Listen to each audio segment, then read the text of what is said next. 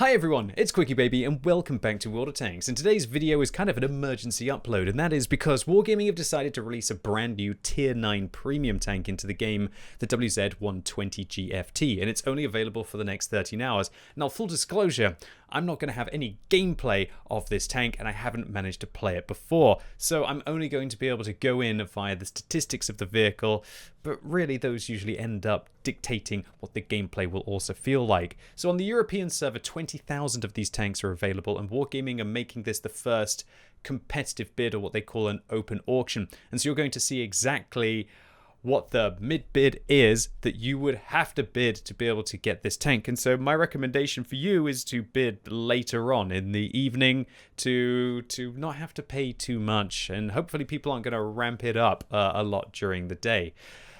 All in all, the WZ-120G FT's release strategy, Wargaming putting out a brand new vehicle and only giving you 13 hours to decide whether you want to get it or not, well, at least it gives a good opportunity for me to be able to help the community.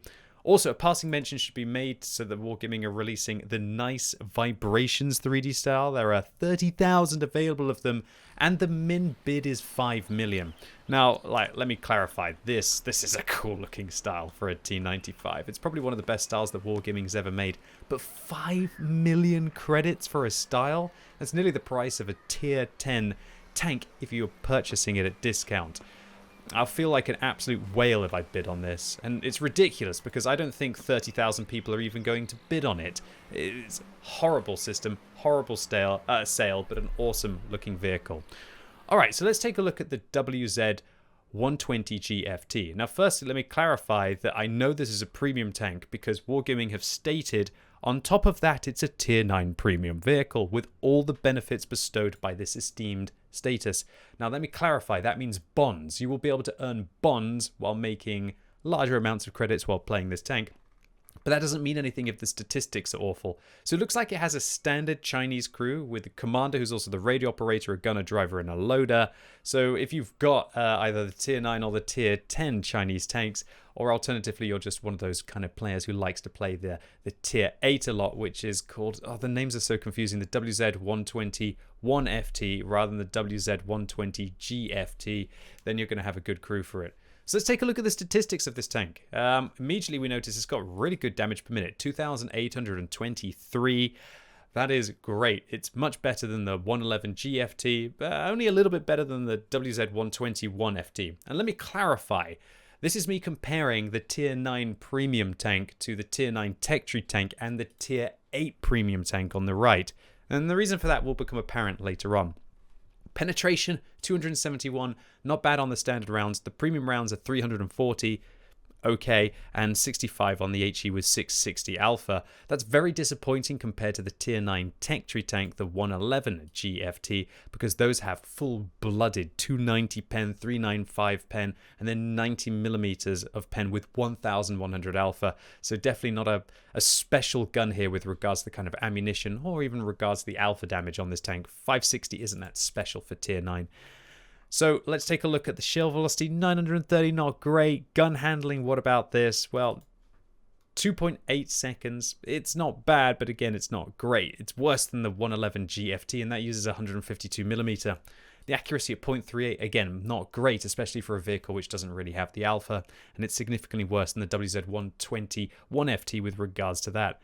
Gun handling on this tank is awful, unlike the 111G FT, which actually has really good gun handling, combined up with that aim time. And if any of you haven't played the tier 9 Chinese tech tree tank, you kind of owe it to yourself. Don't get the tier 10. The tier 10's okay, but the tier 9, for at least for me, feels like one of the most powerful tank destroyers tier for tier in the game, especially because of that gun handling. 6 degrees of gun depression isn't really anything to write home about, and the gun arc of the 120G FT is narrower than the 111G FT, the same as the WZ-121. Mobility-wise, this is where the 120G excels the 111G, and that is because it can go 47 forwards, and its ground resistances are not bad at all, which means that it will get up to that along hard and medium. However, apart from an okay power to weight ratio, the vehicle's actual tank traverse, it's not bad for a big lumbering TD, but it's not nearly as good as the tier 8 premium tank, for example. But this is still an outrageous traverse speed, and this thing is going to be able to turn to quickly re-engage its tanks because of that decent power to weight ratio. And obviously, with the way that all tank destroyers scale with field mods, once you take the one that improves your ground resistances, this thing's traverse speed is actually going to get up to an outrageous level, as well as being quite hard to track. All right, so mobility of this tank, at least that seems pretty good. Okay, if this thing has got some armor as well, it might actually be a decent tank in, 150 at the front and 80 at the side. But this is not very good when you look at the armor layout. This is how easy it is to penetrate this tank. On the left or the right, it kind of has a Jagdtiger-esque giant profile, and it's only got 180 millimeters on the upper hull. If you're using your 6 degrees of gun depression, this goes up to about 200. That's not going to protect it against hardly anything apart from tier 7 tanks firing regular rounds, and the lower plate is abysmally trash. At least the side armor is okay on this tank, so what you probably want to end up doing is kind of coming around a corner like this and trying to bait your opponents to shoot at your front. Maybe you can end up getting lucky. This is a horrible, huge armor layout with terrible armor. And when we compare it to the tier 8, for example, which actually ends up having pretty brutal, about 200 millimeters on the upper hull if you're not using the gun depression. If you are, the upper hull goes up to about 250.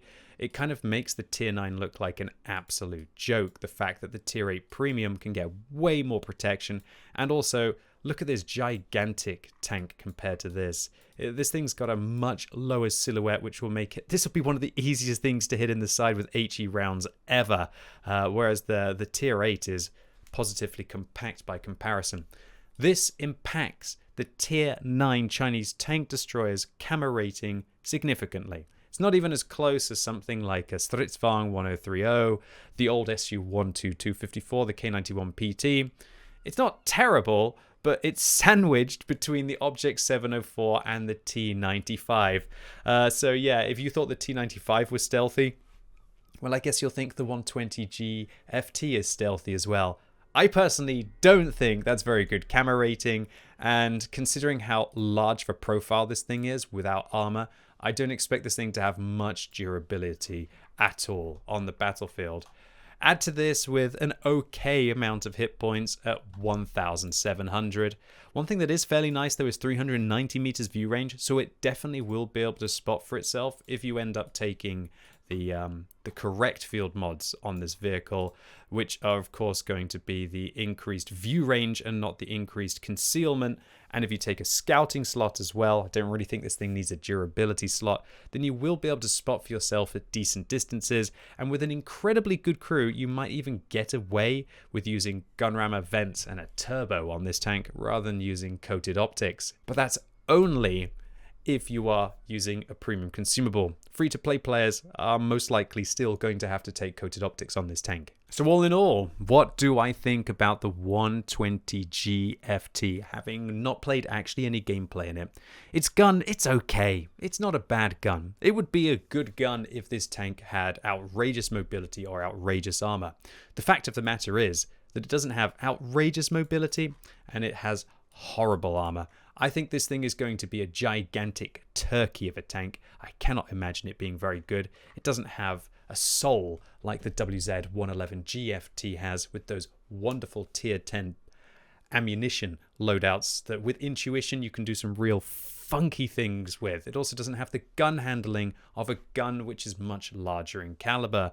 And while it definitely doesn't have, it has better mobility than the 111G FT, it doesn't have that in-your-face kind of armor that you can have with the tier 9, where if you're using your kind of gun depression, you actually end up with about 270 millimeters of effective frontal armor on what I would call the fat ISU 152.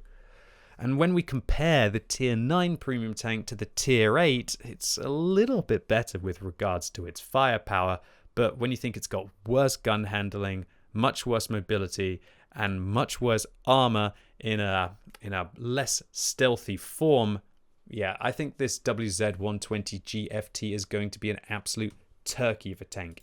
And accordingly, I thoroughly recommend that you do not get this vehicle. For the 14,500 gold price, I'm sure there will be 20,000 tank collectors who pay that. Probably. but that's an outrageously expensive thing. Just to put this into perspective, yesterday the IS-3 Peregrine didn't go for more than, I think it was like 101,000 free experience on the European server. And when we actually do the math, 101,000 free experience is as cheap as chips. If we, for example, divide that by the regular conversion price of 25, then that means that that would have cost 4,000 gold.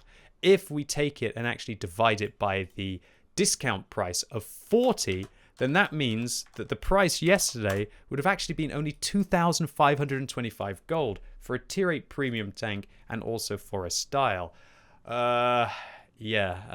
Sure, while you actually had to go and grind the free experience yourself if you didn't want to be able to convert, paying 14,500 gold for an absolute turkey of a tank is just that, a complete joke. And Wargaming I really feel that they have overestimated how the community will respond to an auction like this. And I truly hope that we don't see the minimum bid or even the competitive bid go up that high on this tank, because it's an awful vehicle.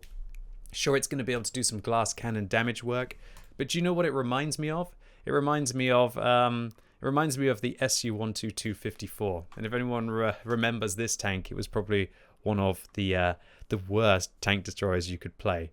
Although, I swear it had more than 1,000 hit points, and I swear that the statistics are not the same as what it used to be. Maybe Wargaming are trialing this vehicle out to be a tier 8 premium. It would have actually been quite nice, I'm not going to lie, if Wargaming had just brought the SU-122-54 back as a premium tank at tier 9. But to have a tier 9 Chinese tank destroyer go in, which nobody even really cares about Chinese tank destroyers. It's not like this is going to be that good for crew training. Not that many people even play the tier 9 on the tier 10. Yeah, this is an absolute turkey of a sale, and I would thoroughly recommend saving your money.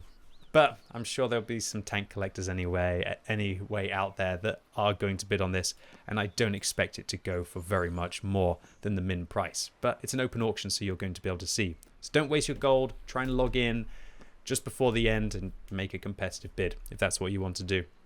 Anyway, ladies and gents, boys and girls, that was it for today. I really hope this video is just useful for you to either save you some money or to be able to give you an idea of what this vehicle is like. It's the epitome of lazy sales from Wargaming, at least in my opinion. If you enjoyed the video, give it a thumbs up. If it was useful, give it a thumbs up. If you hated it, give it a thumbs down. And let me know in the comments whether you're going to be picking one of these up, or alternatively, are you going to spend 5 million credits to be able to get yourself a Nice Vibrations 3D style? And as always, thank you so much for watching. You've been epic, and hopefully I'll see you soon.